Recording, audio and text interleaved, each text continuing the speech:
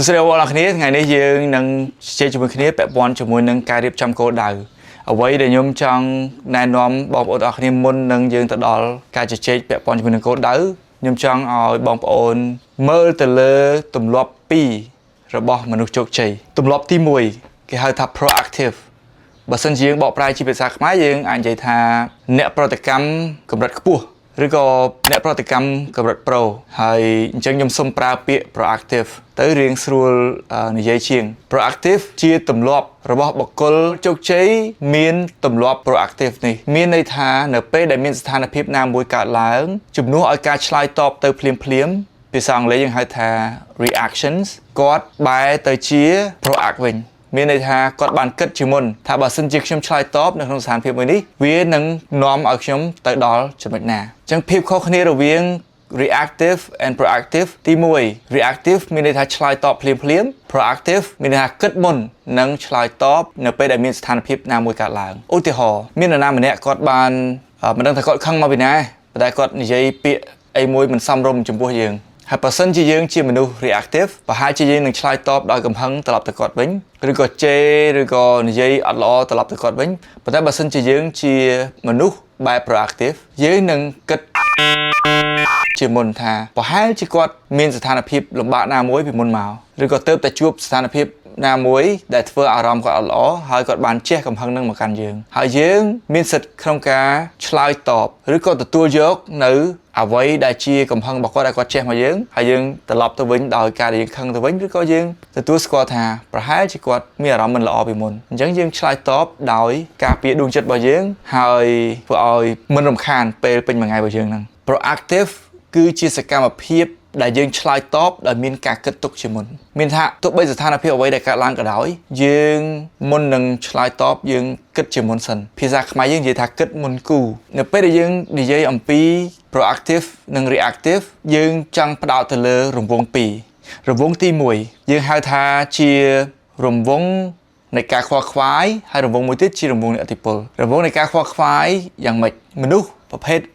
reactive នឹងផ្ដោតខ្លាំងទៅលើរង្វង់នៃការខ្វល់ខ្វាយមានន័យថាគិតហើយខ្វល់ខ្វាយទៅលើអ្វីដែលគេមិនអាចផ្លាស់ប្ដូរបានបើយើងនិយាយស្ដាប់ថាទម្លាក់កំហុសទៅលើអ្នកដទៃឧទាហរណ៍ថ្ងៃនេះខ្ញុំទៅធ្វើការអត់ទាន់ទេដោយសារភ្លៀងហើយយើងដឹងថាខែនេះជាខែភ្លៀងបើសិនជាខែនេះជាខែភ្លៀងធ្វើម៉េចដើម្បីយើងទៅធ្វើការទាន់ម៉ោងបានយើងប្រហែលត្រូវរៀបចំអាវភ្លៀងទុកជាមុនអ្នកខ្លះនិយាយថាខ្ញុំមិនអាចទៅទាន់ម៉ោងទេដោយសារស្ទះចរាចរណ៍ជាធម្មតាវាកើតឡើងនៅក្នុងស្ថានភាពញឹកញាប់ដូច្នេះបើសិនជាយើងដឹងថាពេលវេលានឹងជាពេលវេលាដែលស្ទះចរាចរណ៍ក្នុងនាមយើងជា proactive person យើងត្រូវការគិតថាខ្ញុំត្រូវធ្វើយ៉ាងម៉េចដើម្បីឆ្លើយតបឲ្យខ្ញុំអាចទៅដល់កន្លែងធ្វើការទាន់ម៉ោងគឺយើងទៅមុនម៉ោងដូច្នេះនៅពេលដែលយើងគិតអំពីអ្វីដែលយើងអាចធ្វើបានកាន់តែច្រើនរង្វង់នៃឥទ្ធិពលរបស់យើងកាន់តែរីកធំមានន័យថាបើយើងគិតបែប proactive កាន់តែច្រើនរង្វង់នៃឥទ្ធិពលរបស់យើងនឹងកាន់តែរីកធំហើយរង្វង់នៃការខ្វល់ខ្វាយរបស់យើងនឹងកាន់តែតិចទៅទម្លាប់ទី2របស់មនុស្សជោគជ័យគឺគិតអំពីថ្ងៃចុងក្រោយមានន័យថាគិតអំពីអនាគតទុកជាមុនថាប្រសិនជាយើងធ្វើនេះនឹងបានលទ្ធផលអ្វីពេលខ្លះមនុស្សជាច្រើនគេធ្វើ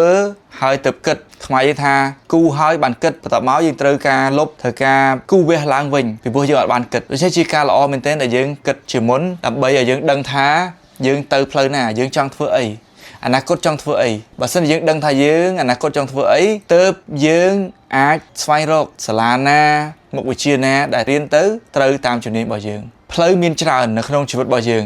ចង់ទៅផ្លូវណាដើម្បីយើងដឹងថាយើងត្រូវទៅផ្លូវណាយើងត្រូវដឹងថាទីតាំងរបស់យើងនៅណាជាមុនសិន Google Map មានប្រយោជន៍ដោយសារយើងស្គាល់ទីតាំងដែលយើងចង់ទៅ Google Map នឹងគ្មានប្រយោជន៍នោះទេបើសិនជាទាំងអស់គ្នាមិនដឹងថាខ្លួនឯងចង់ទៅណាបើយើងដឹងថាយើងទៅណាវានឹងកំណត់ផ្លូវណាដែលអាចនាំយើងឲ្យទៅដល់នោះបានឆាប់ជាងហើយយើងអាចមានជម្រើសក្នុងការជ្រើសរើសផ្លូវមួយណាបើសិនជាយើងដឹងអំពីគោលដៅរបស់យើងរួចទៅហើយបងប្អូនត្រូវចាំថាគ្រប់ទាំងផ្លូវទាំងអស់នឹងនាំបងប្អូនទៅកាន់កន្លែងមួយហើយសំណួរសួរថាតើកន្លែងនោះទាំងអស់គ្នាចង់ទៅឬអត់អានឹងជាការសម្រេចចិត្តរបស់បងប្អូនមានអ្នកខ្លះគាត់និយាយថាខ្ញុំចេះតែធ្វើនេះខ្ញុំចេះតែធ្វើនោះហើយចុងក្រោយក៏ខ្ញុំដឹងថាខ្ញុំមកដល់កន្លែងនេះប៉ុន្តែតាមពិតខ្ញុំអត់មានចំណង់ចង់ធ្វើហ្នឹងសោះអាហ្នឹងយើងហៅថាគូហើយបានគិតឬក៏យើងបដ ாய் ទៅតាមប្រេងវាសនាដែលបានកំណត់ប៉ុន្តែយើងមិនមែនទេបងប្អូនយើងជាអ្នកកំណត់ប្រេងវាសនានិងផ្លូវនៅក្នុងជីវិតរបស់យើង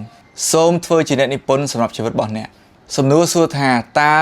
អ្នកចង់ធ្វើអ្វីនៅពេលខាងមុខតើអ្នកចង់ឃើញអ្វីកើតឡើងនៅក្នុងជីវិតរបស់អ្នកនៅពេលខាងមុខអ្វីទៅជាគោលដៅ10ឆ្នាំដែលអ្នកនឹងចង់ឃើញអ្វីទៅជាគោលដៅ5ឆ្នាំដែលអ្នកចង់ឃើញពេលខ្លះយើងតែងតែគិតថាខ្ញុំចង់ធ្វើនេះខ្ញុំចង់ធ្វើនោះតែស្អីគេទៅជាគោលដៅរបស់អ្នក